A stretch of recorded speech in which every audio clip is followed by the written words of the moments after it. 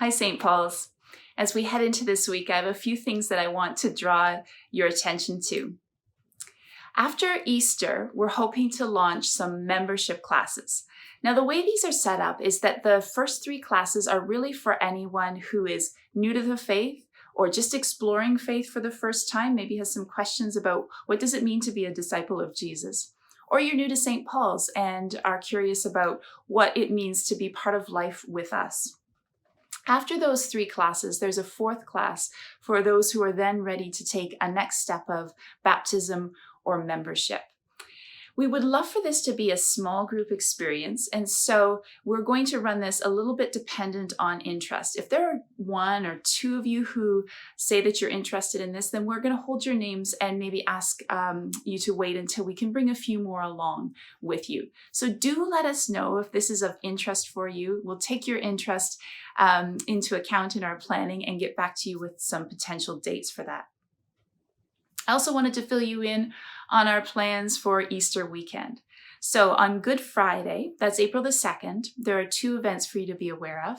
At 10 in the morning, we plan to have an online service. You don't need to register for this. We will send you the link ahead of time and post it on our website.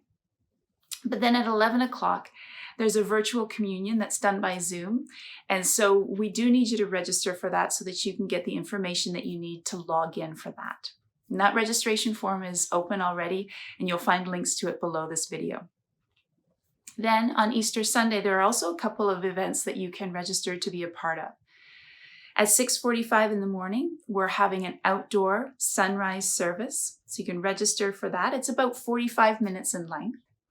And then later on at 10 in the morning, we're having an in-person service in the sanctuary in our church building. And that'll be socially distanced and very safe.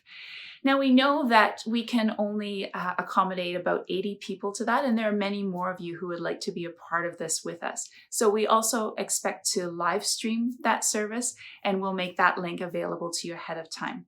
So those 2 services on Easter Sunday, the sunrise service and then the 10 a.m. service, are now open for registration, and you can sign up to be a part of those.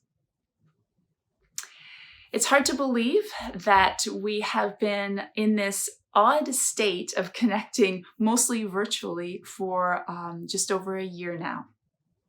And a lot of life has happened in the last year. And I know some of us have faced some challenges and are continuing to face those. So I just want to remind you that if the days are a little bit difficult for you, please do consider reaching out. On our website under Find Support, there are a number of groups that you can be a part of, and I'd love to draw your attention to the Care Network. If you connect in there, there will be people who are just tracking with you just to have conversations in this time.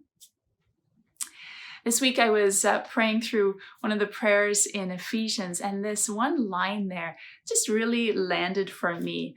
It's where the Apostle Paul prays that we would know the glorious hope to which we are called. And I loved that reminder that regardless of circumstances, I mean, the church then was in difficult circumstances. Regardless of our circumstances, we still have this glorious hope that we are called to, and we can know it. And if we're not experiencing that, if we don't really know it, then we can pray that this is something that we will know in the day-to-day challenges that we're facing. And so as we head into this week and as we think about celebrating Easter together, that's my prayer for myself and for all of us, that we would know this glorious hope to which we are called. Go in peace, St. Paul's.